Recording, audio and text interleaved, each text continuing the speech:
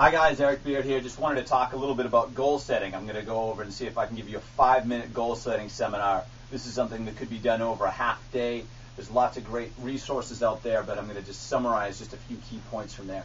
I strongly recommend when you're doing this, writing in color and big letters and be free, and that's one of the great reasons I have this giant wall-to-wall dry erase board, so I'm not limited by being held into a piece of paper or a computer. Talk a little bit more about those another time, but you want to be able to draw in color and alive, and you want to have a little bit more fun drawing your left hand, especially for those of us who are right hand dominant. Draw out the left hand. It's going to use the other side, that right side of the brain, the creative side of the brain. Don't be held into what's logical. Don't think about what is probable. Believe in what is possible. So drawing with your left hand, drawing pictures, not just words, might help you get there. Many different ways to do this, but let's explore some ideas on goal setting right now. Goals. I would strongly recommend writing out things that you want to have, be, or do. One is not necessarily more important than the other, and there are endless ways to categorize this, but experiment with those. Come up with things you want to have, be, or do. And you can also put a timeline around these goals, 3, 5 to 10 years. You can do it shorter there, and then you can build backwards. So understanding where you want to be and build the necessary action steps backwards from their goals. Some other things that you want to keep in mind with goal setting. This is kind of common knowledge. Our SMART goals, S-M-A-R-T, and you can throw in other T's and R's and A's and stuff on there. Specific, S stands for specific. You want to be very clear on what it is that you're trying to achieve. If someone's trying to lose weight, it's not lose weight, it's how much weight you would like to lose. If they tell you 10 to 15 pounds, you say, would you prefer to lose 10 or 15 pounds? If I want to be rich, I want to be rich doesn't cut it. How much money do you want to make per year? How much money do you want to make per year coming from each task or each endeavor? That makes a big difference.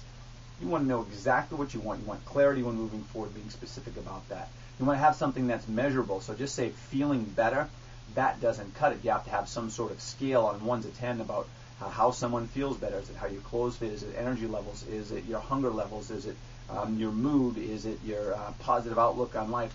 And you have to have something that's measurable. It's not just a scale. It's not just a bank account, although bank accounts are relatively easy to measure, so they can give you a sign of success. They're not money's not the most important thing until you don't have it.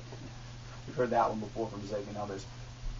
Next, you want to have something that's attainable within this time frame. So if I wanted to be President of the United States of America, I could put that I wanted to be President of the United States of America in 3 years, but it being 2010, it probably wouldn't happen. So if that's my goal, I'm going to need to work for that. Maybe just need to adjust the time frame, but I want to make sure that it's attainable either within the time frame or overall. So making sure that, if I want to lose weight, I weigh about 205 pounds right now. I don't want to say that I want to lose 100 pounds of body weight. That would be unsafe and not congruent with the rest of a well-balanced and healthy program. Next thing you want to pay attention to, is it realistic in regards to time frame or overall? Or sometimes you hear that called relevant. Is it relevant with other goals or other values that are important in your life? Your goals should align themselves with your values. So if you're not really clear on what your values are in life, that's a whole other setup that you should go through and be really clear on. Because if you're trying to pull yourself towards a goal, but it's in the opposite direction of one of your values, you're going to fight yourself and you'll never really get there. You'll cause yourself a lot of pain and hassle along the way. Next thing is it has to be time bound. You always want to have a deadline. You want to have these kind of a vision statement or a mission statement where you're moving toward this proximal goal, but you have to have these small, you have to have this distal goal that you're moving towards that's further away, this thing that you're trying to become or do that's massive, end cancer, something big that you're going towards, but you need these small incremental goals that are a little bit more proximal, that are closer to where you are to get to. So if I wanted to be president of the United States, or easier, if I wanted to go ahead and I wanted to build 5 pounds of muscle, what do I need to do? Well, I need to make sure that I'm eating enough food every day. In order to do that, I need to make sure I'm shopping properly and preparing my meals properly. I have to make sure that I do X number of workouts per week along that way. And then I can create steps backwards, and then I've got kind of time-bound goals. So at the end of the week, I will need to have 3 workouts. I'll need to be perfect on my food 5 out of the 7 days, whatever it may be.